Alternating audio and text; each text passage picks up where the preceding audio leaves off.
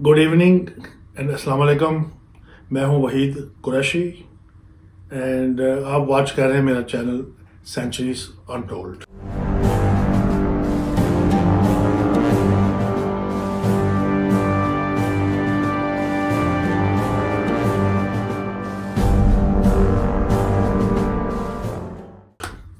Viewers, आज मैं आया हूं एक अनदर इंटरेस्टिंग वीडियो, एक टॉपिक लेके आपके पास, जो कि मुझे उम्मीद है कि आपको पसंद आएगा और आपको इसमें एक नई इंफॉर्मेशन मिलेगी।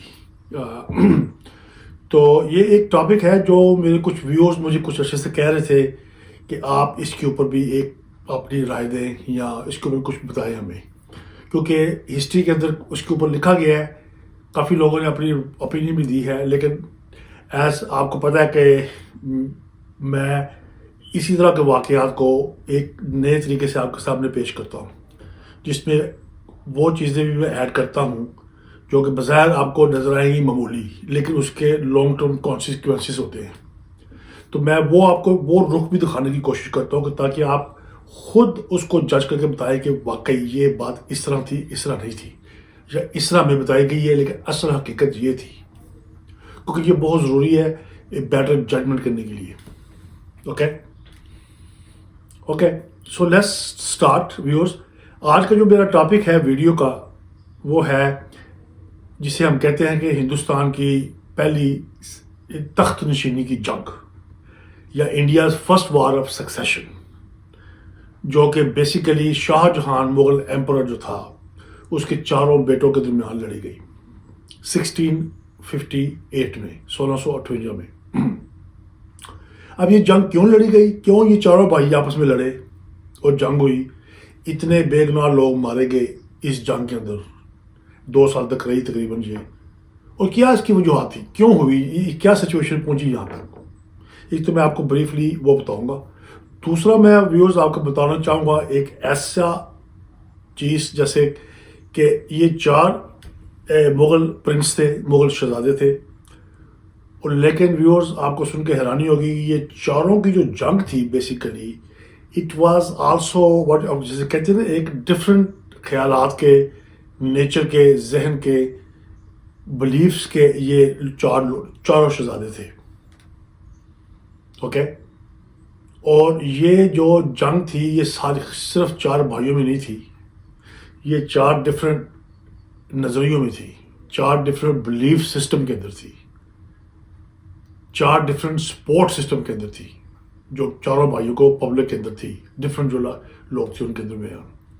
तो मैं उस पर आपको बताऊंगा चारों का बारी बारी जिक्र करके थोड़ा थोड़ा, और फिर इसके कॉन्सिक्वेंसेस बताऊंगा इस जंग के क्या थे और किस तरह इसने एक चेंज किया डायरेक्शन इस जंग ने। ये जो जंग हुई 1.5-2 साल चलती रही, इसमें आने वाली जो हिंदुस्तान इंडो पाक बरसगीर पाको हिंद जो है उसकी कैसे हिस्ट्री चेंज हुई इवेंचुअली डाउन द रोड।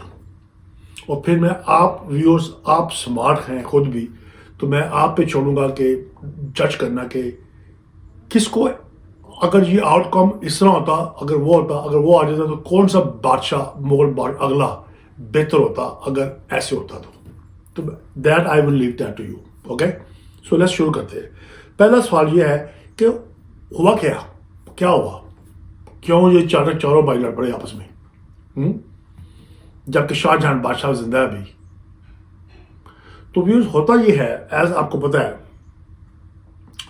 कि शाहजहां बिकेम एम्परर अपने बाप जहांगीर की डेथ के बाद, जो कि 1627 में जिसकी डेथ होती है लाहौर के पास जहांगीर की, तभी उसका लाहौर में भी दफन किया गया उसको दिलकुशा बाग में, जो कि जहाँ पे आजकल जहांगीर का मकबरा है लाहौर का।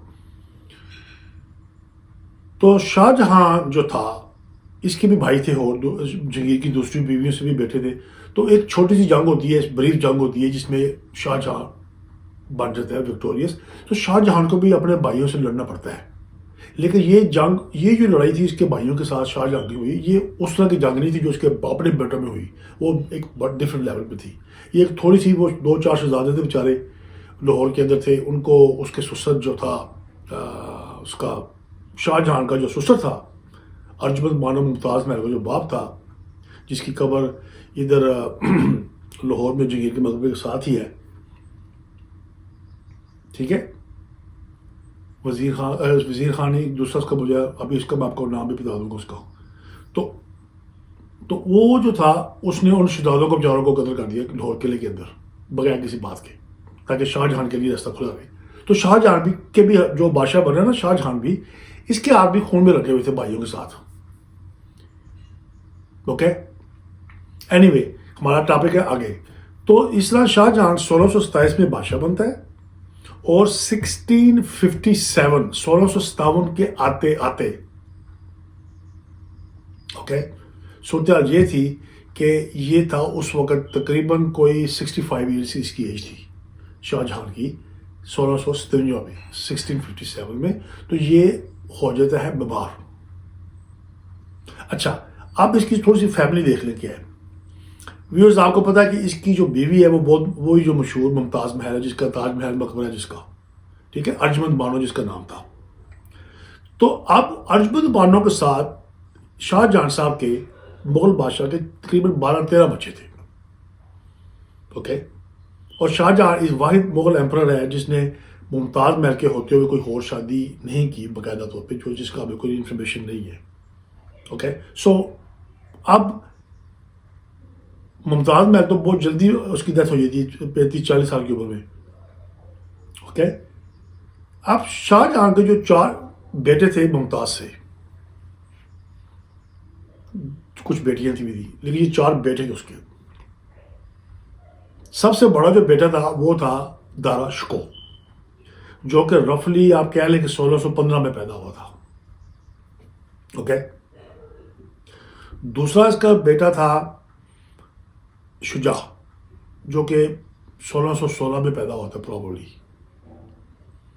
اور تیسرا بیٹا تھا جسے ہم کہتے ہیں محی الدین، جسے اورنگزیب کہتے ہیں، وہ 1618 میں پیدا ہوا تھا. اور چوتھا بیٹا اس کا سب سے چھوٹا آخری بیٹا تھا وہ تھا مراد، جو کہ وہی 1620 میں پیدا ہوا تھا.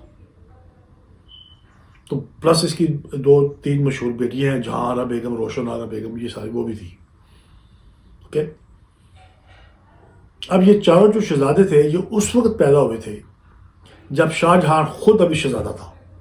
یعنی کہ یہ چاروں بھائی جو تھے یہ اپنے باپ شاہ جہاں کی بادشاہ بننے سے پہلے پیدا ہوئے تھے سارے. تو جب ان کا باپ شاہ جہاں 1627 میں جب بادشاہ بنا ہے تو یہ سارے اس وقت تھے تقریباً کوئی ٹین ایجر کہہ لیں آپ، کوئی 12 سال کا ہے، کوئی 10 سال کا ہے، کوئی 11 سال کا ہے، کوئی 13 سال کا ہے، اس طرح تھے، بس چھوٹے تھے. اوکے. اب یوز ہوتا کیا ہے ان دا کورس آف اگلے جو 20 سال ہیں 1627 سے لے کے اب بلکہ 30 سال آئے مجھ سے، ان کی ماں کی بھی ڈیتھ ہو جاتی ہے. جب اس کے آگے چلے ہم 20 سال، تو ان کی اب جو پرورش ہوئی ہے وہ basically they are raised without mother. جیسے کہ میں نے بتایا کہ ممتاز محل جو تھی، ان کی ماں جو تھی ملکہ ممتاز محل، اس کی ڈیتھ ہوتی ہے رفلی 1632 میں، شاہ جہاں کے بادشاہ بننے کے 5 سال بعد.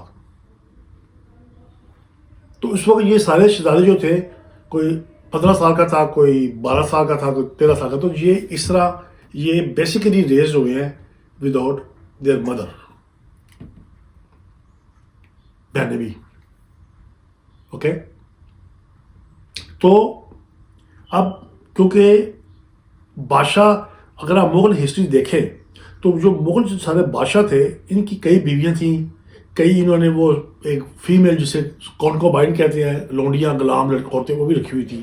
تو اولاد تھی بے شمار. تو ان کو سم ٹائم اس طرح توجہ نہیں دیتے تھے اپنے بچوں میں جس طرح ان کو دینی چاہیے. یہ کہ میں نے یہ چیز میں نے اپنی پرانی ویڈیو کے اندر بتائی ہے سلاطین دلی کے دوران بھی، کہ یہ ایک ٹریجڈی رہی ہے یہ سارے مسلمان بادشاہوں کی، کہ انہوں نے خود تو بڑے زبردست تھے، طاقتور تھے، اچھے ٹائم گزارا، انہوں نے حکومت کی، لیکن اولاد پہ شہزادوں کی تربیت نہیں کر سکے. تو ہوتا کیا تھا کہ جیسے ہی وہ بادشاہ خود مرتا تھا تو اس کی اولاد، جسے ہم کہتے ہیں آج کے ٹرم میں نکمی تھی، کیا کو نہیں کر سکے، یا شراب نوشی میں چلے گئے، یا رقص ڈانس وغیرہ میں چلے گئے. یعنی کہ اس لیول پہ پہنچ نہیں سکے. کیوں؟ کیونکہ باپ نے تربیت ٹھیک نہیں کی. کیونکہ وہ خود بڑا بزی تھا جنگوں میں، کہہ لیں آپ بغاوتوں میں، ٹھیک ہے نا، اور بے شمار کنیزیں لونڈیاں رکھنے میں. تو کیسے کریں گے آپ طبیعت؟ تو یہ ایک ٹریجڈی رہی ہے. اینی وے، تو اسی ماحول میں یہ چاروں بھائی جو ہیں یہ ریز ہوتے ہیں. Okay, دارشکو، Shuja, Mohi Uddin Aurangzeb and مراد. اب 1657 آ جاتا ہے. اوکے، اب یہ سارے بھائی بیسیکلی ان دیئر 20s میں ہیں. اوکے، 25 سال کا، کوئی 28 سال کا، کوئی 26 سال، یعنی کہ دے اڈلٹ ناؤ. تو ہوتا کیا ہے کہ بائی ویرچو آف، جیسے کہتے ہیں ایک پیرنٹس کو ایک بچہ سے تھوڑی سی زیادہ ہوتی ہے کلوزنس دوسرے بچے کے مقابلے میں، سم ٹائم یہ ایک نیچرل ہے. تو شاہ جہاں جو تھا اس کو اپنے بڑے بیٹے دارشکو کے ساتھ زیادہ کلوزنس تھی اس کی. یہ اس کو زیادہ پسند کرتا تھا دارشکو کو ایز کمپیئر ٹو اس کے جو باقی 3 بیٹے تھے ان کے مقابلے میں. تو اس کا رزلٹ یہ تھا کہ دارشکو جو تھا یہ ہمیشہ دلی میں، آگرے میں جو کیپٹل تھا مغلز کا، باپ کے ساتھ آگرہ کے اندر ہی جاتا تھا. اور اس کو گورنرشپ دی ہوئی تھی پنجاب کے علاقے کی. ویورز میں آپ کو ایک چیز اور بھی بتا دوں یہاں پہ کہ اکبر کے دور سے ہی یہ چیز شروع ہو چکی تھی کہ مغلز بادشاہ جس شہزادے کو گورنرشپ دیتے تھے نا زیادہ تر پنجاب کی طرف علاقے کی، لاہور، پنجاب، اس سائڈ پہ، تو یہ ایک امپلائڈ تھا، انڈرسٹوڈ تھی پبلک کے اندر، درباریوں کے اندر، کہ یہ بادشاہ اس کو بنانا چاہتا ہے اپنا ولی عہد اگلا بادشاہ. ویسے تو جو مغل بادشاہ تھے تیموری روایت کے مطابق ان کے اندر کوئی یہ ایک قانون نہیں تھا کہ بڑا بیٹا بادشاہ بنے گا، جو شہزادہ لڑے گا جیت گیا، وہ بن گیا بادشاہ. اوکے، لیکن یہ ایک جیسے کہتے ہیں کہ ہنٹ تھا درباریوں کے لیے، عوام کے لیے بھی، کہ یہ شہزادہ ہے، اس کو گورنر بنایا ہوا پنجاب کا یا اس علاقے کا. تو آپ کو اندازہ ہوا کہ پنجاب جو تھا صوبہ، اس زمانے کے اندر بھی اس کی ایک علیحدہ ویلیو تھی اس کی.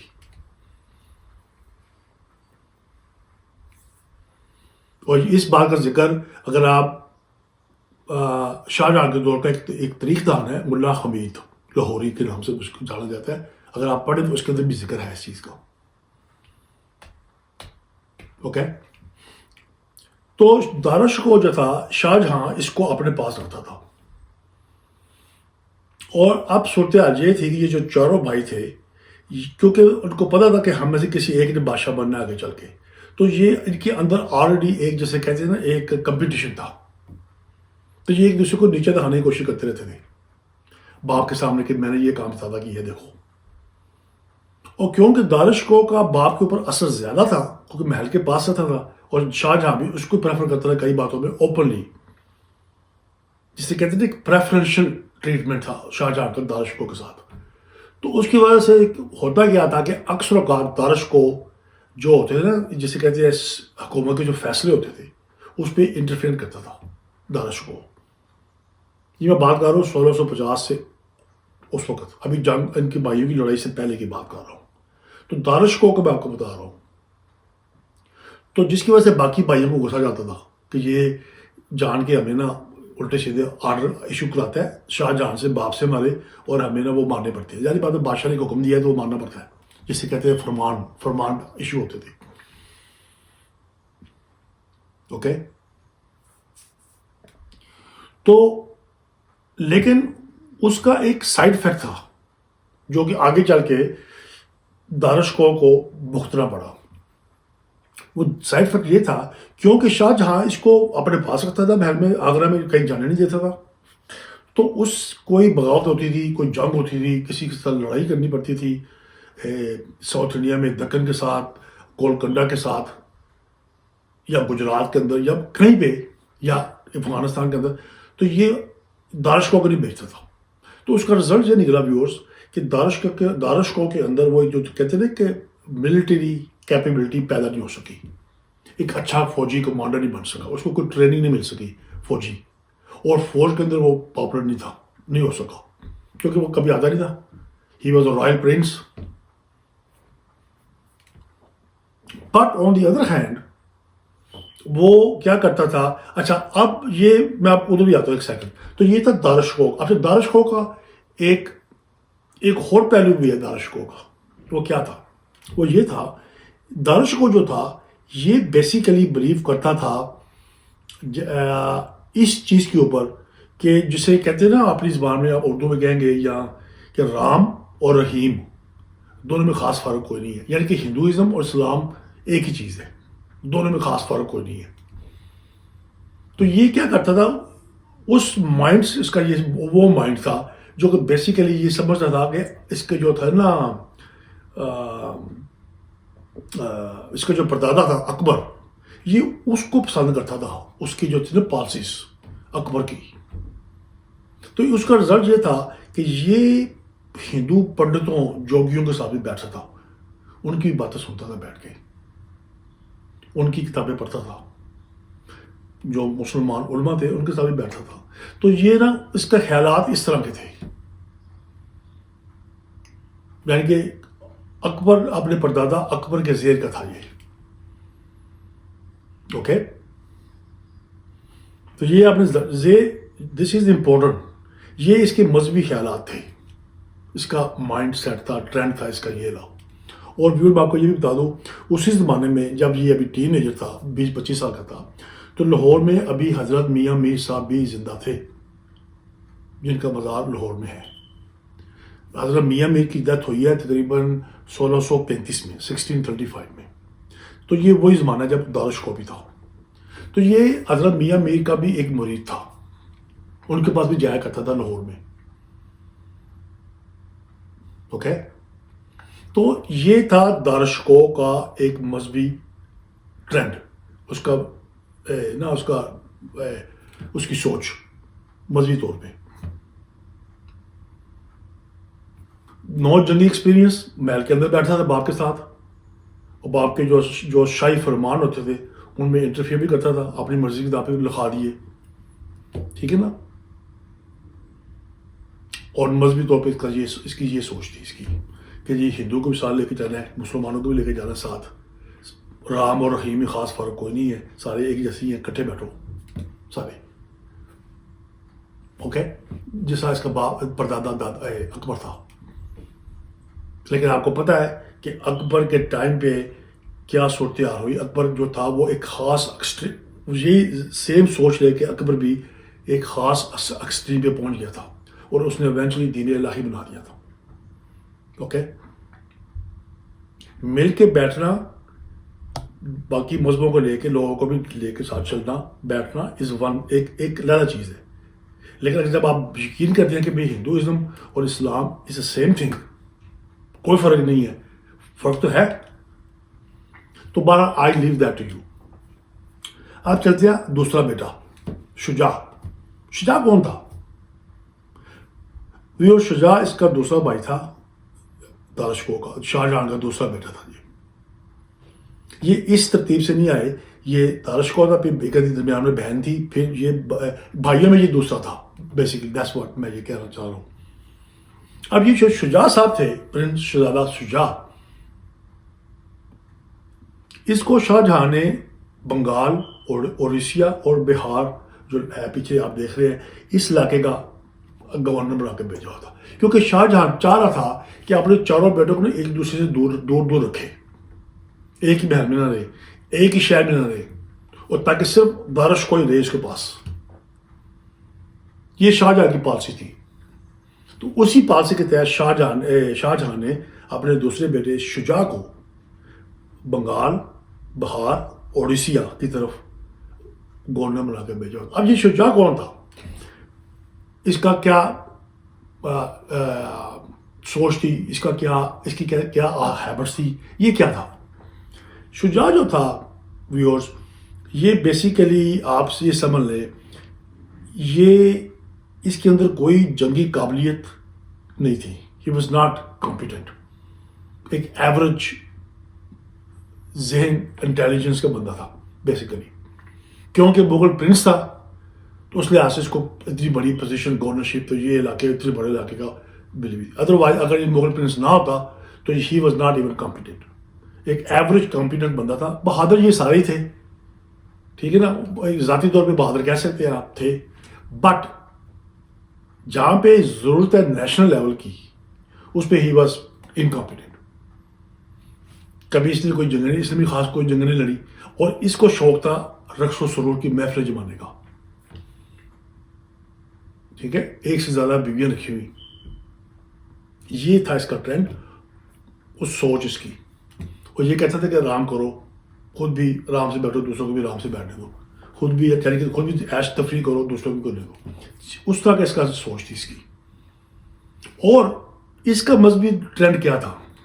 اس کا مذہبی ٹرینڈ ویورز یہ تھا کہ یہ جو تھے نا, جو شیعہ امام تھے, جو شیعہ جو عقائد اور بلیف ہے جسے ہم کہتے ہیں, ان سے یہ امپریس تھا, متاثر تھا. اوکے, اور موسٹلی شیعہ محفلوں میں بیٹھتا تھا جا کے. خود سنی تھا لیکن اس کے اوپر کافی گہری چھاپ تھی شیعہ اماموں کی وہاں پہ بنگال بہار کے اندر جو تھے, اور یہ انہی محفل میں بیٹھتا تھا. یہ انہی, بلکہ اس کی کچھ اس نے حکم بھی جاری کیے تھے اپنے گورنرشپ کے دوران, بیسیکلی جس میں وہ کہتا تھا کہ نا اس کو, جس سے پتہ چلتا تھا کہ یہ نا شیعہ ازم کو پروموٹ کر رہا ہے وہاں پہ. تو میں یہ نہیں کہہ رہا کہ وہ غلط کر رہا تھا, ٹھیک کہہ رہا تھا, میں صرف یہ کہہ رہا ہوں کہ یہ چیز وہ کر رہا تھا. تو اس سے عوام کے اندر اس کا جو ایک امیج تھا وہ یہ تھا کہ یہ مغلوں کا نا شیعہ پرنس ہے. تو اس حد تک یہ چیز کرتا تھا. اوکے, تو یہ اس پرنس کے ایک ذاتی اس کی کوالٹی, جو کوالٹی کہنا چاہیے, جو ذاتی اس کی عادتیں تھیں, میں نے بیان کی آپ کو. نو ملٹری ایکسپیرینس, رقص و رسوخ کے اندر بیٹھا تھا بس, اور مذہبی عقائد کے لحاظ سے اس کے یہ عقائد تھے. اب ہم چلتے ہیں تیسرے بیٹے کی طرف, محی الدین جسے کہتے ہیں, جس نے بعد میں رکھا مجھے اورنگزیب عالمگیر کو. اب جو اورنگزیب تھا جسے ہم کہتے ہیں بادشاہ, اب یہ صاحب کیا تھے؟ اوکے, جیسے کہ میں نے بتایا یہ 1618 میں پیدا ہوا تھا, اور ممتاز محل اور شاہ جہاں کا تیسرا بیٹا تھا, بھائیوں میں تیسرا تھا. اب اس کے بھی دو حصے میں کروں گا. ایک اس کی جو ہیبٹس تھیں, اس کی جو کمپیٹنسی لیول تھا اس کا, اور اس کی بھی مذہبی عقائد کیا تھے. Okay, so let's talk about first اس کے جو ذاتی کوالٹیز تھی, اس کی جو کمپیٹنسی لیول کیا تھا. کیونکہ یہ وہ پرنس شہزادہ تھا جو کہ اس کا باپ شاہ جہاں, جیسے ایک باپ کو اور ماں باپ کو اپنے سارے بچوں کی آتے ہیبٹس پتہ ہوتی ہیں, ٹرینڈ ان کے کیا کیا ہیں, رائٹ. اسی طرح شاہ جہاں کو اپنے اس بیٹے کا پتا تھا کہ اس کے اندر نا کچھ فوجی اس کے اندر وہ کیپیبلٹیز ہیں اسٹریٹجی وائز. تو یہ کیا کرتا تھا, جیسے کوئی کسی بغاوت کر دی اس علاقے میں, یا کوئی کمپین بھی جانا پڑتا تھا, کوئی علاقہ فتح کرنا تھا, تو یہ نارملی اس کو بھیجتا تھا ایز اے کمانڈر بنا کے مغل آرمی کا. تو کئی جگہ اس نے اورنگزیب کو افغانستان کے اندر بھیجا. ایک دفعہ شاہ جہاں نے سینٹرل ایشیا کی طرف ٹرائی ماری کہ میں وہاں جا کے علاقہ قبضہ کروں. ساؤتھ دکن کے اندر گولکنڈہ کے جو سلطان تھے ان کے ساتھ, تو یہ ہر جگہ اس کو بھیج دیتا تھا. He was 30+ years old. تو ویورز ہوا کیا کہ اس کی نا جسے کہتے ہیں نا اس کی ٹریننگ ہو گئی. ٹریننگ کس میں اس کی ہوئی؟ ملٹری ٹریننگ اس کی ہو گئی بڑی اچھی. ظاہر بات ہے وہ کبھی اس جگہ لڑائی کرنے جنگ کرنے جا رہا ہے, وہاں جا کے اسٹریٹجی اختیار کرنی پڑتی ہے جنگ جیتنے کے لیے. کبھی ادھر نارتھ میں جا رہا ہے ٹھنڈے علاقوں میں, کبھی ساؤتھ میں جا رہا ہے. تو ہر علاقے کا جو ایک ٹرین ہوتا ہے وہ ڈفرینٹ ہوتا ہے, لینڈسکیپ ڈفرینٹ ہوتا ہے, اس کے مطابق پلاننگ کرنی پڑتی ہے. تو ہی واز سکسیزفل. تو he got pretty good experience, military experience کہہ رہا ہوں, لڑائیوں کو جنگوں کا. اس کا ایک رزلٹ یہ بھی نکلا ویورز کہ جو فوج تھی نا مغل آرمی تھی, اس کے اندر ہی بیکیم پاپولر. فوجی اس کو پسند کرتے تھے کیونکہ یہ لڑائی میں آگے ہوتا تھا, جنگ سات جگہ ساتھ ہوتا تھا. تو ایک جیسے کہتے ہیں نا کہ ان کا کمانڈر بن تھا یہ, تو فوجی اس کو پسند کرتے تھے موسٹلی فوجی. تو یہ بات اس کے حق میں جو کہی ایونچولی آگے چل کے. اوکے, تو یہ اس کی تھی. اچھا, اب اس کا دوسرا اس کا جو مذہبی کیا تھا, اس کے خیالات کیا تھے مذہبی.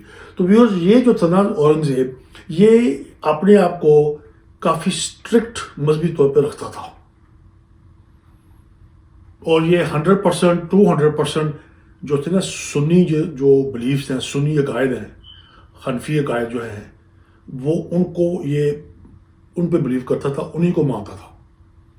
تو آپ کہہ سکتے ہیں کہ یہ ایک جو تھے نا سنی جو طریقہ کار ہے، سنی اہل سنت کا جو طریقہ کار ہے، جو بلیف ہے، جو سارے ایک سائیکل ہے، یہ ان کو فالو کرتا تھا.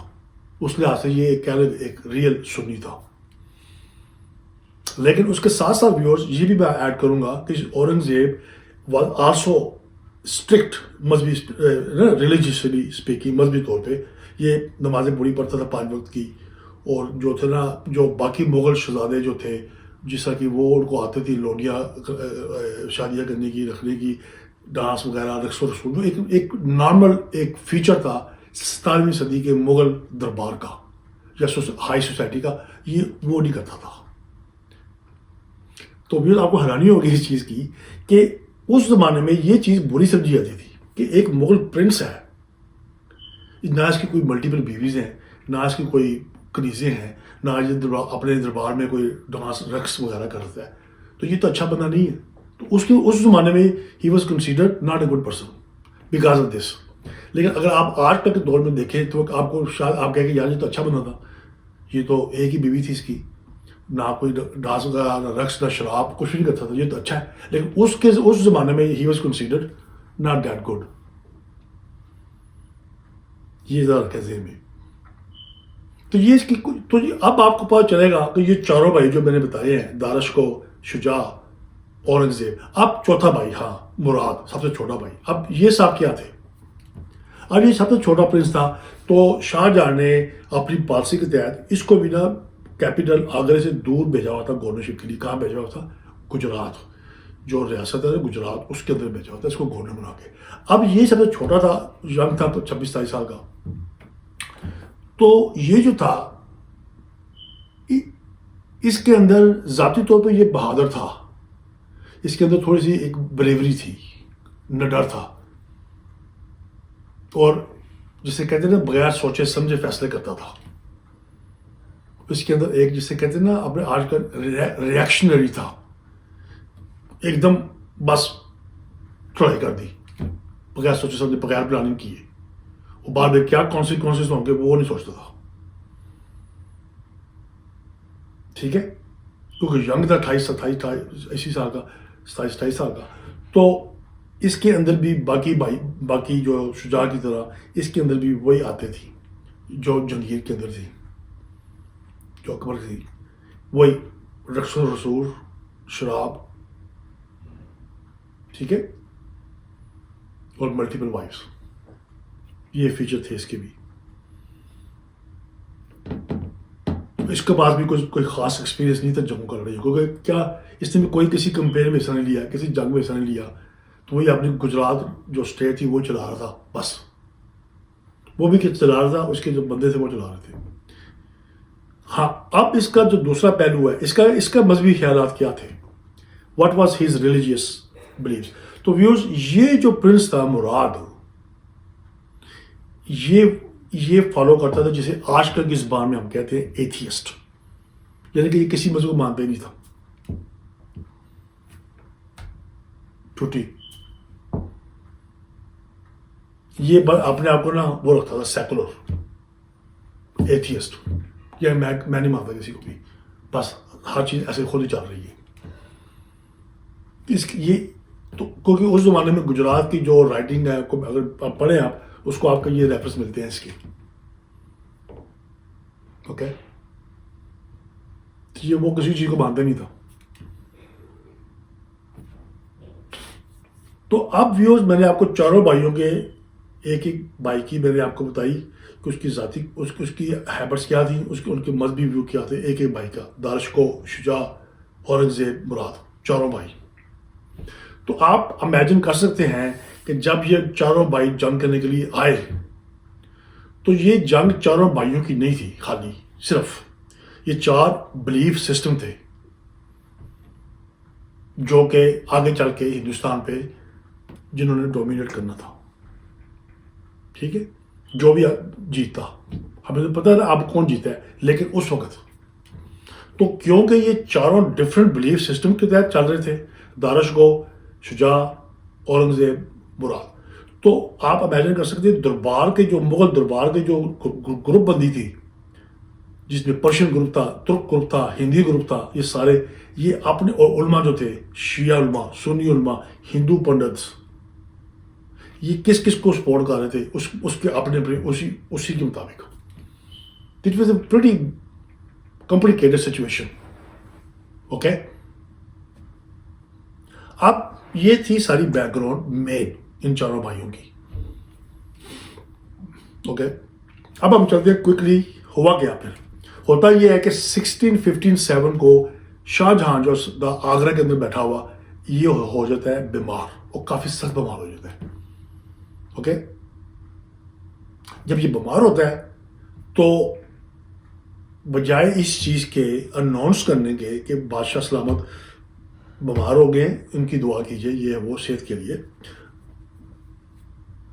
دارش کو کیا کرتا ہے، وہ ایک جسے کہتے ہیں نا ایک فلش پالسی اختیار کرتا ہے. کیا کرتا ہے کہ وہ کیا کرتا ہے کہ ساری جو ہے نا کمیونیکیشن سٹاپ کر دیتا ہے آگرے سے باہر جانے کے لیے، کیونکہ بادشاہ محل کے اندر کمرے میں بیمار ہے تو باہر نہیں آ رہا، دربار کے اندر آ کے بادشاہ دربار لگا نہیں رہا، اس کی جگہ دارش کو بیٹھ رہا آ کے، اور اس نے ساتھ ہی حکم دے دیا کہ جی اب فرمان نہ میری طرف سے جائیں گے. اوکے، یعنی کہ وہ بیسیکلی فرمان کیا کرتا تھا، فرمان لکھا، اس سے پین سے فرمان لکھے، مور لگائی، بھیج دیے. اوکے، اور خاص طور پہ اس نے پابندی لگا دی کہ تینوں بھائی جو تھے، مراد، شجاع اور اورنگزیب، ان کے پاس کوئی نیوز نہ جائے کسی قسم کی. کمیونیکیشن سٹاپ کر دی اس نے، وچ از بیسیکلی بیوقوفی کی اس نے. اس سے ہوتا کیا ویورز کہ شاہ جہاں جو دربار میں نہیں آ رہا کئی دنوں سے، اور دارش کو کی طرف سے حکم فرمان جا رہے ہیں، اور تینوں بھائیوں کو کوئی کمیونیکیشن نہیں آ رہی دربار سے، کیپٹل سے، آگرے سے. تو ہوا کیا کہ ود ان ایک مہینے کے اندر ویورز گڑبڑ شروع ہو گئی. کس طرح کہ انہوں نے کہا کہ مسئلہ ہو گیا ہے، افواہیں پھیل گئی فوراً چاروں طرف کہ بادشاہ ایکچولی مر چکا ہے شاہ جہاں، اور دارش کو نے چھپایا ہوا اس بات کو، اور وہ کوئی ارینج کر رہا ہے خود اپنی تخت نشینی کے لیے تاکہ پھر بتائے گا. اور یہ رومرز اتنی پھیلی کیونکہ آپ یہ ذہن میں رکھیں کہ تینوں بھائی جو تھے، اگرچہ وہ ایک گجرات میں تھا، بنگال میں تھا، ایک دکن میں تھا، اورنگزیب جو تھا نا یہ دکن کا گورنر تھا ساؤتھ میں، اس کو یہاں بھیجا ہوا تھا. اوکے، تو ان تینوں بھائی نے بھی اپنے جاسوس آگرہ میں بادشاہ کے باپ کے محل میں رکھے ہوئے تھے، وہ کسی نہ کسی جگہ سے خبریں دے رہے تھے ان کو. تو انہوں نے یہ خبر دی کہ لو جی بادشاہ سلامت گزر گئے ہیں، اور دارش کو مکمل طور پہ قبضہ کرنے کے لیے تیار بیٹھا ہوا ہے. وہ یہ پالیسی اختیار کر رہا فٹافٹ، فوجیوں کو تنخواہیں دے رہا ہے ایکسٹرا، تاکہ نا وہ اپنی بڑی جلد اس نے اناؤنس کر دینا اپنا بادشاہ بننے کا. جب یہ خبر پہنچ گئی تینوں بھائیوں کو، تو سب سے پہلے جو بھائی تھا جس نے ریئیکٹ کیا وہ تھا شجاع بنگال کے اندر. اس نے کہا ہاں یہ کیا ہوا، اس نے کیا جلد بازی کی، اس نے فوراً فوج اکٹھی کی، اور اس نے مسجد میں گیا، جا کے اناؤنس کیا کہ ابا جی جو ہے بادشاہ سلامت جو ہے وہ ان کا انتقال ہو گیا، تو میں اپنے آپ کو بادشاہ ڈکلیئر کرتا ہوں. اس نے اپنا نام بھی خود میں انٹر کر دیا بنگال کے اندر، اور اپنی بادشاہ کا بھی اعلان کر دیا، اور وہ 25-30 ہزار کی فوج لے کے چل پڑا آگرے کی طرف جنگ کرنے کے لیے دارشکو سے بیسیکلی. اب یہ ادھر سے چلتا ہے، ادھر سے جو تھا نا اورنگزیب کو پتہ چلتا ہے، مراد کو پتہ چلتا ہے کہ یہ صورتحال. تو اورنگزیب جو تھا یہ کیونکہ ایک اچھا کمانڈر تھا، جیسے میں نے بتایا کہ اس کے پاس کافی ملٹری ایکسپیرینس تھا، تو اس نے جلد بازی نہیں کی. اس نے اپنے بھائی کو پہلے خط لکھا، مراد کو، جو گجرات میں تھا، اور اس سے کہا کہ تم نے ابھی کوئی ایسا ریش فیصلہ نہیں کرنا کہ فوج لے کے تم بھی چل پڑو وہاں پہ کہ میں بھی بادشاہ ہوں، جس طرح بھائی دوسرا کر رہا ہے. تم ابھی میرے حکم کا ویٹ کرو، میں بھی واچ کر رہا ہوں، تم بھی واچ کرو، ابھی ذرا صبر سے قابل ہو ذرا، تو پھر ہم دونوں مل کے کوئی فیصلہ کرتے ہیں. تو مراد کو یہ بات سمجھ آ جاتی ہے، تو وہ کہتا ہے ٹھیک ہے میں پھر آپ کے وی ول ویٹ، لیسی شجاع کیا کرتا ہے. تو یہ دونوں بھائی بھی ویٹ کرتے ہیں. شجاع اپنی فوج لے کر چل پڑتا ہے بے وقوفوں کی طرح جنگ کرنے جلد بازی میں، اور دارشکو کو پتہ چلتا ہے کہ شجاع فوج لے کے آگے، اس نے اپنے بادشاہ بننے کا اعلان کر دیا، وہ فوج لے کر چل پڑا ہے آگرہ کی طرف. تو دارشکو بھی نا شاہی فوج بھیجتا ہے، مغل شاہی فوج کو بھیجتا ہے اس کو پکڑو جا کے. تو ہوتا کیا ویورز، شارٹ یہ ہے کہ وہ جو مغل شاہی فوج تھی وہ جاتی ہے ایک راستہ، ایک جگہ پہنچ کے وہ شجاع کا راستہ روکتی ہے، وہاں جنگ ہوتی ہے، اس میں بے گناہ لوگ مارے جاتے ہیں، کئی 100 بندے مارے جاتے ہیں، اور شجاع کو ڈیفیٹ ہوتی ہے، ہونی تھی. تو وہ باہر سے بھاگ جاتا ہے واپس بہار کی طرف. اب وہ جو فوج تھی مغل فوج، جو شاہی فوج تھی، وہ اس کے پیچھے جاتی ہے بنگال، اور وہاں پر ایک اور جڑب ہوتی ہے، جنگ ہوتی ہے، ایک اور سیکنڈ جنگ ہوتی ہے جس میں اور بندے مارے جاتے ہیں بے گناہ. تو اس کے بعد وہاں بھی شکست ہوتی ہے اس کو، شجاع کو. تو بیسیکلی شجاع کا سپاہی ہو جاتا ہے. اس کے بعد وہ جسے نہیں کہتے، وہ آسام ناگا لینڈ ادھر کی بھاگ جاتا ہے. اور ویورز آپ کو حیرانی ہوگی، اس کے بعد کچھ نہیں پتہ چلتا اس کا کدھر گیا وہ. ہی ڈسپیئرس ہسٹری سے.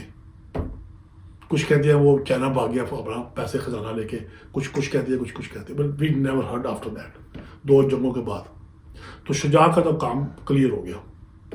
اب جب یہ ہوتا ہے پھر اورنگزیب جو ہے نا، پھر وہ بھائی کو کہتا ہے کہ ایسا کرو کہ میں بھی چلتا ہوں فوج لے کے، اب ٹائم آ گیا، ہم نکلتے ہیں. تو تم بھی وہاں سے گجرات سے نکلو، میں نیچے 100 سے آؤں گا اوپر، ایک جگہ پہ آ کے ہم ملتے ہیں، وہاں بیٹھ کے پلاننگ کریں گے، دین ہم وہاں سے پھر اوپر آگرہ کی طرف جائیں گے، کیپٹل کی طرف. اوکے ویورز، تو یہ ایک طے شدہ مقام پہ دونوں فوج ملتی ہیں. مراد کی بھی فوج لے کے آئی تھی 20-30 ہزار، اور یہ اورنگزیب بھی 30-40 ہزار فوج لے کے اپنی آ جاتا ہے. ایک خاص مقام پہ ملتے ہیں آ کے، وہاں بیٹھ کے دونوں بھائی ڈیسائیڈ کرتے ہیں، مراد اور اورنگزیب. اور اب یہاں پہ ویورز ایک جسے کہتے ہیں نا، ایک اکیڈیمک ایک آرگومنٹ ہے، وہ یہ کہ اورنگزیب یہاں پہ شو کرتا ہے مراد کو کہ مجھے بادشاہ بننے کا شوق کوئی نہیں ہے، بادشاہ میں چلتا ہوں تمہارے ساتھ، جنگ کریں گے، اپنا کریں گے، لیکن بادشاہ تم ہی بننا، مجھے کوئی خاص شوق نہیں ہے بادشاہ بننے کا. اوکے، میں اسی جگہ دکن میں جاؤں، میری گورنرشپ ہے، میں وہیں خوش ہوں، تم ہی حکومت سنبھالنا آگرہ میں جا کے. تو مراد جو ہے وہ بڑا خوش ہوتا ہے سن کے یہ بات، اچھا یہ تو اچھی بات ہو گئی. تو وہ اس سے وعدہ کرتا ہے کہ ہم دونوں مل کے چلتے ہیں. تو اس طرح دونوں بھائی مل کے اوپر جاتے ہیں آگرہ کی طرف. اب ویورز، اب 1658 ہے، 1658. شاہ جہاں کو ابھی بھی کچھ نہیں پتا، اور دارش کو ساری اپنی بیوقوفی کی وجہ سے سارا مسئلہ خراب کر دیا اس نے. اب ایک مقام ہے اجین کے پاس، وہاں پہ فیبروری 1658 میں ایک دارشکو کی فوج جو تھی، جسونت سنگھ جو تھا بڑا راجپوت بہادر جنرل، دارشکو شاہی خاندان کی طرف سے، رائل آرمی کی طرف سے، مغل فوج کی طرف سے، وہ آتا ہے فوج لے کے دارشکو کے بہاف پہ. تو وہ آگے اس کو ایک جگہ ہے اجین کے پاس، اس کا نام ہے دھرمت. تو 10 فروری تقریباً 10 فروری 1658 کو 1658 کو دھرمت کی جنگ ہوتی ہے بٹوین جسونت سنگھ کی فوج، جو کہ دارشکو کو ریپرزینٹ کر رہا ہوتا ہے، شاہی خاندان کی فوج کو ریپرزینٹ کر رہا ہوتا ہے، 40-50 ہزار فوج ہوتی ہے، اور اورنگزیب اور مراد کی جو کٹی فوج ہے ان کے ساتھ ایک کلیش ہوتا ہے. ویورز، یہ بڑی امپورٹنٹ جنگ تھی، پہلی جنگ ہوتی ہے اورنگزیب مراد کی ایک سائڈ پہ، اور دوسرا دارشکو اور جو شاہی خاندان کی مغل شاہی فوج ہے اس کے درمیان. جسونت سنگھ اس کا ہیڈ ہوتا ہے. بیٹل اسے کہتے ہیں جنگ دھرمت، بیٹل آف دھرمت، جو کہ 1658 میں لڑی گئی فروری کے مہینے میں. اب اس جنگ کے اندر، کیونکہ اب یہاں پہ جو تھی نا اورنگزیب کی جو پریویس ٹریننگ ایکسپیرینس، جو اس نے کمپین کے اندر جنگیں بغاوتیں دبائی ہوئی تھیں، لڑائیاں کی تھیں، جنگیں شاہ جہاں کے باپ کے بہاف پہ، مغل سلطنت کے بہاف پہ، اب یہاں پہ وہ کام آتی ہے ساری اسٹریٹجیز کی. تو اورنگزیب جو تھا وہ was able to defeat Jaswant Singh اور جو دارشکو کی جو فوج کو. جو پہلی ڈیفیٹ ہوتی ہے دارشکو کو اورنگزیب کے ہاتھوں بیٹل آف دھرمت کے اندر، تو وہ مغل فوج پیچھے ہٹ جاتی ہے. اب یہ آگے بڑھتے ہیں، ظاہر بات آگے بڑھنا، انہوں نے ٹارگٹ کیا ہے آگرہ. اب یہ آگے بڑھتی ہے فوج لے کر، کمائنڈ فوج اب مراد کی اور اورنگزیب کی، اور مغل فوج جو ہے وہ پیچھے ہٹ رہی ہے. تو اسی طرح 2-2.5 مہینے یہ سلو جا رہے ہوتے ہیں آبویسلی. تو اب 2-2.5 مہینے گزر کے بعد مئی کے مہینے مئی آ جاتا ہے. تو مئی میں ایک اور پھر وہ دارش کو کہتا ہے کہ اس کو روکنا ہے اورنگزیب کو. اب تو ایک اور فریش آرمی بھیجتا ہے. وہ اس کی تعداد بھی اتنی ہوتی ہے 30-40,000 سولجرس. اس کے اندر توپ خانہ بھی ہوتا ہے, اس کے اندر کیولری بھی ہوتی ہے, سارا کچھ. تو ایک اور جنگ ہوتی ہے سامو گڑھ کی, جو کہ مئی اسی سال مئی 1658 میں ہوتی ہے ویورز. اسے بیٹل آف سامو گڑھ کہتے ہیں. اینڈر مائل سٹون امپورٹنٹ جنگ ان بھائیوں کی, جو انڈیا کی جو وار آف سکسیشن ہے, جنگ تخت نشینی جو ہے, یہ اس کی سیکنڈ امپورٹنٹ بیٹل ہے یہ سامو گڑھ کی لڑائی. اب یہ جنگ بڑی امپورٹنٹ تھی کیونکہ اس جنگ نے بھی فیصلہ کرنا تھا کہ اب دارشقوں کے اندر کتنا دم خم ہے اور جنگ کرنے کا. تو اس طرح ویورز جنگ ہوتی ہے مئی کے مہینے میں, گرمی کا مہینہ تھا. اور اگین اورنگزیب کی جو تھی نا جی کہ اس کی جو ٹریننگ ایکسپیرینس اسٹریٹجی وائز, اس نے بڑی زبردست طریقے سے فوج اس نے اپنی بنائی. اس طرح بنائی کہ خود سینٹر میں تھا, دائیں جو جسے رائٹ فلینک کہتے ہیں اس پہ اپنے مراد کو رکھا ہوا تھا ہیوی کیولری کے ساتھ, اور لیفٹ پہ اپنے بیٹے سلطان محمد کو رکھا ہوا تھا ہیوی کیولری کے ساتھ, اور خود سینٹر میں تھا, اور درمیان آگے توپ خانہ تھا. سارا ایک پوری ایک اسٹریٹجی تھی اس کی. تو دوسرے مقابلے جسونت سنگھ بھی دیکھ کے آیا, فوج راجپوت آدمی تھی, باقی شاہی مغل خاندان کی فوج تھی. تو اب یہ کلیش ہوتا ہے. اور تو اسٹارٹ میں لگا کہ راجپوت جو بریگیڈ ہے وہ کیولری, اس نے پش کر دیا پیچھے مراد کو. بٹ اورنگزیب نے خود وہاں پہنچ گئی تو صورتحال سنبھالی. تو اسٹارٹ میں لگا جیسے پرہ اور دارشقوں کا ہیوی ہے, لیکن جو ٹائم گزرا 2-3 گھنٹے گزرے, اٹ واز کلیئر کہ دارشقوں ول لوز دا وار. وہ ایسے ہی ہوا کیونکہ اورنگزیب نے اپنا توپ خانہ چھپایا ہوا تھا. ایک خاص موقع پہ اس نے توپ خانہ جو تھا کہ وہ کیننس اپنی وہ اس سے فائر کیے تو گڑبڑ ہو گئی کافی. تو اس سامو گڑھ کی جنگ میں بھی ویورز دارشقوں کو دوسری ڈیفیٹ ہوتی ہے. اب یہ دو ڈیفیٹ ہوتی ہے, یہ بڑی ہیوی ڈیوٹی تھی. اس میں ہزاروں سپاہی مارے گئے دونوں طرف. تو اب اس کے بعد آگرہ تک اورنگزیب کے لیے راستہ خالی تھا. اوکے, تو اس طرح سے اورنگزیب چند مہینے بعد آگرہ پہنچ جاتے ہیں. اب شاہ جہاں کو ساری صورتحال پتہ چل چکی ہوتی ہے اس موقع پہ. تو وہ کہتا ہے یہ صورتحال کیا ہو رہی ہے, چاروں لڑو, ایک مارا بھی گیا, شجاع باغ بھی گیا ہے, اورنگزیب یہاں تک پہنچ چکا فوج لے کے, 2 جنگیں بھی ہو گئی ہیں, یہ سارا کچھ, یہ کیا ہو رہا ہے. It was height of ignorance on Shah Jahan spot as a emperor, as a head of state, as a father. وہ اتنا اس کے دارشقوں کے انڈر انفلوئنس تھا.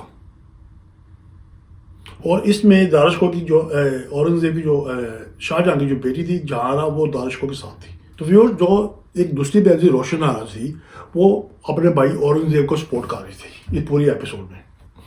اینی وے, اب شاہ جہاں کہتا ہے کہ صورتحال دارشقوں کے ہاتھ سے نکل گئی ہے پوری طرح مکمل طور پہ. اوکے, سو میں اب انٹرفیئر کرتا ہوں کیونکہ میں تو ابھی زندہ ہوں. شاہ جہاں بادشاہ کہتے ہیں میں تو یہ کس چکر میں بادشاہ بننے کے لیے آ گئے ہیں سارے, رائٹ. تو وہ خط لکھتا ہے اورنگزیب کو اور اس سے کہتا ہے کہ یہ ساری مس انڈرسٹینڈنگ کی بیس بھی ہوئی ہے باتیں, میں ابھی زندہ ہوں, میں ٹھیک ہوں, میری طبیعت خراب تھی, دارشقوں نے تھوڑی بیوقوفی کی, اس طرح کی باتیں کی جس سے سارے بھائیوں کے اندر تکلیف بھی پیدا ہوئی, لیکن میں اب ٹھیک ہوں, میں تخت پہ بیٹھا ہوں, تو تم لوگ واپس جاؤ اور پھر میں دیکھتے ہیں کیا کرنا ہے. اور ساتھ اس کو دعوت دی اورنگزیب کو کہ تم رات کا کھانا قلعے میں آگے میرے تک آؤ, ہم ایز اے فیملی کے طور پہ ڈسکس کرتے ہیں اس کو کیا کرنا ہے. ٹھیک ہے. تو اورنگزیب کہتا ہے کہ اس کو جب یہ خط ملتا ہے تو وہ کہتا ہے ٹھیک ہے, میں شام کو جاتا ہوں, باپ سے ملتا ہوں, جا کے بیٹھ کے بات کرتا ہوں. لیکن ویورز ہوتا کیا ہے, اس کی جو تھے نا کوٹیئرس, اس کی جو اورنگزیب کے جو ساتھی اس کے, وہ اس کو منع کرتے ہیں کہ یہ it could be a conspiracy against you by Shah Jahan and دارشقوں, تو تم نہ جاؤ قلعے کے اندر کھانا کھانے, it could they may arrest you, basically خطرہ ہے. تو اورنگزیب ویورز ابھی یہ سوچ رہا ہوتا ہے, تو اس کے جو سیکیورٹی کے لوگ ہیں وہ ایک بندے کو پکڑ کے لاتے ہیں، تو وہ اس کے پاس سے خط ملتا ہے جو کہ وہ دلی لے کے جا رہا تھا، کیونکہ دلی اس لیے لے کے جا رہا تھا کہ ویورز دارش کو ساموکر کی جنگ کے بعد دلی بھاگ گیا تھا اپنے ساتھیوں کے ساتھ، فیملی کے ساتھ، خزانے کے ساتھ، تو وہاں دلی بیٹھا ہوا تھا. تو جب وہ خط ملتا ہے ویورز، تو وہ پھر خط میں کیا تھا، خط میں یہ تھا، وہ خط شاہ جہاں نے دارش کو لکھ کے بھیجا ہوا تھا. کیا تھا خط میں کہ تم یعنی کہ دارش کو، تم دلی کے اندر ہی بیٹھو آرام سے، کچھ نہ کرو، کہیں نہ جاؤ، وہیں بیٹھو آرام سے، میں اب ٹھیک ہوں، میں نے اورنگزیب کو بلایا ہے قلعے کے اندر، تو میں آئی ول ٹیک، جسے کہتے ہیں I will take care of it. Aurangzeb یعنی کہ بیسیکلی اس نے بتایا کہ میں اورنگزیب کو قابو کر لوں گا، اس کو گرفتار کر لوں گا یا اس کو قید میں ڈال دوں گا، تو میں اورنگزیب کی ٹیک کیئر کر لوں گا، تم وہیں بیٹھو، میرا ویٹ کرو اگلی انسٹرکشنز کا. جب یہ خط ملتا ہے اورنگزیب کو پکڑا جاتا ہے، تو وہ کہتا ہو یہ تو میرے خلاف کانسپریسی ہے، شاہ جہاں جو ہے نا میرے خلاف، باپ جو ہے نا میرا، وہ دارش کو کے ساتھ مل کے دوبارہ پھر کانسپریسی کر رہا ہے، اور میں اگر قلعے میں جاؤں گا تو ان کے ارادہ یہی ہے کہ مجھے گرفتار کر لیں گے، جیل میں ڈال دیں گے یا مار بھی سکتے ہیں. تو وہ کہتا ہے میں نہیں جانا. اب جب یہ فیصلہ ہو جاتا ہے، وہ خط پکڑا جاتا ہے، تو وہ پھر کیا کرتا ہے، اسی شام جو قلعہ ہے آگرے کا اس پہ حملہ کر دیتا ہے. اور پھر ویورز ہوتا کیا ہے کہ وہ اس کی فوج جب قلعے میں انٹر ہوتی ہے تو وہ جا کے پھر شاہ جہاں کو گرفتار کر لیتے ہیں. ٹھیک ہے نا. اور باقی سٹوری آپ نے پتہ ہے، سن لی ہے کہ اس نے پھر اورنگزیب نے اس کو گرفتار کر لیا، شاہ جہاں کو، باپ کو اپنے، اور کہا کہ آپ نے انصاف سے کام نہیں لیا، آپ نے کانسپریسی کی، اور میں آپ کو اب جنگ جیت چکا ہوں، تو اب آپ اس طرح مجھے دھوکے سے گرفتار کر کے جیل میں ڈالنا چاہتے ہیں تاکہ دارش کو بلا دے بادشاہ. ایسے نہیں ہوگا. تو اس طرح ویورز اورنگزیب کا دل کیپٹل کے اندر قبضہ ہو جاتا ہے، محل کے اندر قبضہ ہو جاتا ہے، قلعے کے اندر قبضہ ہو جاتا ہے. اب وہ جو قلعے کی جو فوج تھی باقی، وہ بھی سرنڈر کر دیتی ہے اورنگزیب کی فوج کے آگے، کیونکہ چوائس کوئی نہیں تھی ان کے پاس اس وقت. تو شاہ جہاں ریسٹ ہو جاتا ہے، قلعے پہ قبضہ ہو جاتا ہے اورنگزیب کا. تو ٹیکنیکلی شاہ جہاں کی جو گورنمنٹ تھی ختم ہو جاتی ہے اس رات 1658 کو. تو وہ باپ کو جسے کہتے ہیں نا ہاؤس اریسٹ کر دیتا ہے اسی قلعے میں. اور پھر اگلے دن پبلک میں اناؤنسمنٹ ہوتی ہے کہ جی یہ صورتحال ہے. اب اس وقت قلعے پہ، شہر پہ، باقی کئی علاقوں پہ اورنگزیب نے کنٹرول کر لی ہے. شاہ جہاں جو ہے بیسیکلی اس کو ہٹا دیا گیا ہے. اب نیا بادشاہ جو ہے نا وہ اورنگزیب ہوگا. اور ابھی مراد اور دارش کو بھی موجود تھے. تو اب وہ کیا کرتے ہیں، جب یہ اناؤنس کر دیتا ہے بیسیکلی اپنی بادشاہت کا اعلان کر دیتا ہے. اور جو پبلک ہے اس نے کیا کرنا ہے، اس نے ٹھیک ہے، لیکن ابھی خطرہ ہے دلی میں دارش کو کی شکل میں. تو وہ کیا کرتا ہے کہ وہ ایک فوج بھیجتا ہے باقاعدہ امیجیٹ دلی دارش کو قابو کرنے کے لیے. جب یہ فوج دلی پہنچتی ہے ویورز، تو دارش کو پتہ چل جاتا ہے کہ اب یہ میرے پیچھے آئیں گے. تو وہ اپنی وہاں سے جو اس کی جو چند ہزار فوج تھی ان کو لے کے بجائے مقابلہ کرنے کے وہ لاہور کی طرف بھاگتا ہے. تو اب دارش کو جو ہے نا وہ basically on the losing and. اب اس کے پاس کوئی طاقت نہیں ہے، خزانہ تھوڑا بہت ہے، سپورٹ ہوگی تھوڑی بہت، بس دیٹس اٹ. اب وہ لاہور آتا ہے، ویور مغل فوج وہاں بھی آتی ہے، وہ لاہور سے بھاگتا ہے، کبھی ادھر جاتا ہے ملتان، کبھی وہ آخر میں وہ کوئٹہ بلوچستان سے جاتا تھا کہ ایران بھاگ جائے. اور کوئٹہ بلوچستان بلان کے علاقے میں کہیں جا کے وہ گرفتار ہو جاتے ہیں ایونچولی. وہ ایک لمبی سٹوری ہے. وہ گرفتار ہو جاتے ہیں تو اس کو لے کے آتے ہیں واپس دلی آگرے، جہاں پہ وہ قید میں ڈال دیا جاتا ہے. تو 6 مہینے 8 مہینے بعد وہ جیل میں ہی اس کو ایکسیکیوٹ قتل کر دیا جاتا ہے دارش کو. کس طرح دارش کو کبھی کس طرح ختم ہو جاتا ہے. شجاع ویسے بھاگ گیا ہے. اب رہ گیا مراد. اورنگزیب جو ہے نا اب کیا کرتا ہے، کیونکہ اس کی ٹرو انٹینشن خود بادشاہ بننے کی ہوتی ہے، تو مراد کو اس نے یوز کیا ہوتا ہے بیسیکلی. جب مراد اسے کہتے ہیں تو ابھی میں اب آگرہ قبضہ کر لیے، اب کلیئر ہو گیا، دارش کو بھی سوایا ہو گیا ہے، وہ بھی چلا گیا، اب میں بادشاہ بنتا ہوں تو تم واپس جاؤ جو تم نے مجھے کہا تھا.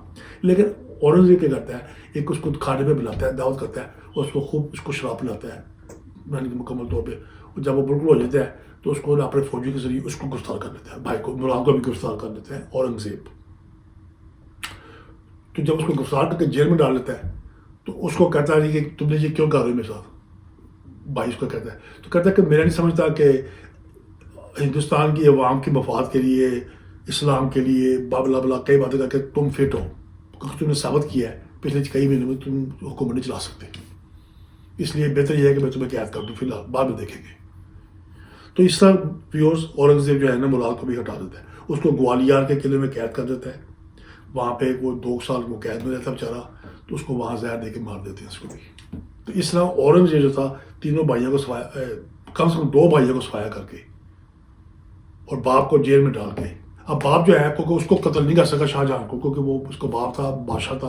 تو اس کے لیے اس نے کہا کہ آپ دنیا بادشاہت کے حکومت کے کسی معاملے میں نہیں بولیں گے، اب میں بادشاہ ہوں، پبلک نے مجھے بھی ایکسیپٹ کر لی ہے، اب آپ خاموشی سے اپنے باقی دن اس محل کا ایک قلعے کا ایک حصہ پورشنس کو دے دیا رہنے کے لیے، بس آپ یہاں گزارے.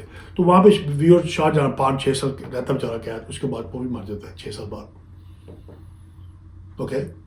تو اس طرح سے یہ جنگ جو تھی کئی ہزار لوگوں کا نقصان کر کے بیچارے کئی بے گنا فوجی مارے گئے ان کئی جھڑپوں میں جنگوں میں 2 سال کے اندر بے شمار، کئی گھر تباہ ہوئے. کیوں؟ یہ 4 شہزادے لڑ رہے ہیں آپس میں، شاہ جہاں بادشاہ زندہ ہے ابھی. ٹھیک ہے. تو یہ تھی ان مغل شہزادوں کی صورتحال. اور ویورز میں نے جیسے بتایا کہ شاہ جہاں نے بھی اسی لیول میں کام کیا تھا جب وہ خود بادشاہ بننے کے چکر میں تھا 1627 میں، لیکن جو چھوٹے لیول پہ اس کو اتنا جنگیں کرنی نہیں پڑی، کیونکہ وہ جو باقی 2-3 شہزادے تھے، اس کے بھتیجے تھے 2-3، وہ بھی بیچارے 15-15 16 سال کے تھے، جس کو اس نے اپنے سسر کے کو حکم دیا کہ وہ ان کو لاہور کے قلعے میں قتل کر دو ان کو بھی. تو 4 بار بیچارے مارے گئے ایسے ہی. تو یہ ایک ٹریجڈی ہے بیسیکلی، جس سے میں نے بتایا بے گناہ لوگ مارے گئے بیچارے.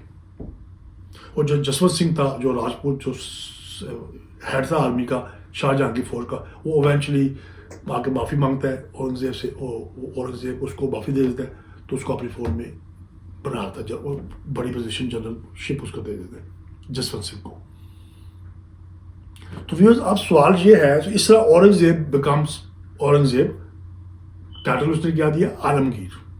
تو ویورز یہ ہے صورتحال ایک پوری جنگ کی جس ہوئی، جس کا آؤٹ کم یہ نکلا. آپ کہو کہ اورنگزیب وکٹوریس بن گیا، جیسے میں نے شروع میں بتایا کہ ان 4 بھائیوں کی جو مذہبی خیالات تھے وہ میں نے آپ کو بتایا. آپ کہو کہ اورنگزیب بن گیا، دیٹ مین کہ وہ مذہبی طور پہ ایک اسٹرکٹ آدمی ہے اور سنی عقیدے کا ہے. تو اب اگلے جب تک یہ حکومت کرے گا تو یہ وہی عقیدہ، سنی عقیدہ بیسیکلی وہی چلے گا. اور نہ صرف وہ چلے گا بلکہ ایک ایکسٹریم فارم کے اندر جائے گا، کیونکہ Aurangzeb as time passed he became strict and strict, جسے کہتے ہیں نا اب آج تک اس زبان میں ایک مولوی ٹائپ بندہ. ٹھیک ہے. لیکن مولوی یاد رکھیے وہ مولوی اس وقت تک تھا، لیکن سیاست کے اندر وہ داؤ پیچ چال وہی کرتا تھا جو اس کو چاہیے تھی. جیسے وہ پہلے مسلمان جو حکومتیں تھیں، بنو عباس، بنو امیہ، وہ کرتے تھے اپنی سیاست کے اندر ہی، وہ ساری چلاکیاں کرتے تھے اپنی سیاست کے اندر، وہاں کو مذہب یاد نہیں آتا تھا. اوکے. تو اورنگزیب نے ایک اسٹرکٹ لا پاس کر دی ہے کہ نہ دربار میں کوئی میوزک آئے گا، نہ رقص و رسول کی محفلیں ہوں گی، شراب تو ختم، اور بلکہ اعلان کر دیا کہ مغل سلطنت کے اندر کوئی رقص و رسول کے میوزیشین ڈانس گانے کرنے والے پورے ملک میں نہیں ہوں گے، بند کر دیے. تو اس طرح سے اورنگزیب نے اپنی جو ول تھی، مذہبی ول، انتہا پسندی ایکسٹریم تھی تھوڑی سی، وہ انفورس کی ایک ہندو میجورٹی پبلک کے اوپر، کیونکہ میجورٹی تو ہندو ہی تھے نا، ان کو بھی ریسٹرکٹ کیا کہ یہ نہیں کرنا، وہ نہیں کرنا، ایسا نہیں کرنا. اور جو مسلم پاپولیشن تھی اس پہ بھی سختی کی کافی. تو یہ 50 سال لگا رہا اس طرح کرنے. اب ویورز اس کی وجہ سے کافی خرابیاں پیدا ہوئی مغل سلطنت کے اندر. آخر میں جا کے جب خود یہ مر گیا 89 کی ایج میں 1707 میں، تو اس کے بعد بڑی جلدی مغلی سلطنت ڈاؤن آ گیا. تو وہ ایک لہرا ٹاپک ہے. تو میں آپ کو I leave that to you viewers. تھوڑی سی ویڈیو میری لمبی ہو گئی، لیکن اس انٹرسٹنگ ٹاپک تھا، اس لیے تھوڑا سا مجھے ایکسپلین کرنا پڑا زیادہ. تو آپ دیکھ سکتے ہیں کہ اگر آپ خود یہ فیصلہ کریں کہ اورنگزیب کو اٹھا کے اگر داراشکوہ کو تخت پہ بیٹھ جاتا، اگر وہ جیت جاتا داراشکوہ، تو وہ آپ کے خیال میں زیادہ بہتر تھا کہ یہ اورنگزیب ہی بہتر تھا، یا شجاع آ جاتا، یا مراد آ جاتا تخت پہ. اوکے. ریمبر ان چاروں کے جو مذہبی خیالات ڈفرینٹ تھے، اور ان کی ذاتی جو کوالٹی قابلیتیں تھیں, کمپیٹنسی تھی, وہ بڑے ڈفرینٹ تھے سارے. تو کون سا آپ کے خیال میں زیادہ سوٹ کرتا اگر اورنگزیب کی جگہ آپ کسی اور کو بٹھانا چاہتے ہیں؟ تو یہ میں آئی لیو دیٹ ٹو یو. تو مجھے امید ہے آپ کو یہ میری آج کی ویڈیو پسند آئی ہوگی, کچھ نئی چیزیں آپ کو پتہ چلی ہوں گی اس کے اندر. تو پلیز اگر آپ کو میری یہ ویڈیو پسند آئے تو please subscribe to my channel, also hit the bell icon. So زیادہ ضروری ہے کہ آپ کو وہ نوٹیفیکیشن ملے, اور آلسو ضروری ہے آپ کے میرے لیے پلیز اپنے کامنٹس ضرور دیجیے مجھے کہ what you think about this video. اور اگر آپ کے میرے ویوز کوئی اور ٹاپک سے چاہتے ہیں کہ میں بات کروں تو وہ بھی مجھے آپ نے شیئر کریں میرے ساتھ پلیز. تو thank you very much for watching my video. Good night and Pakistan زندہ باد.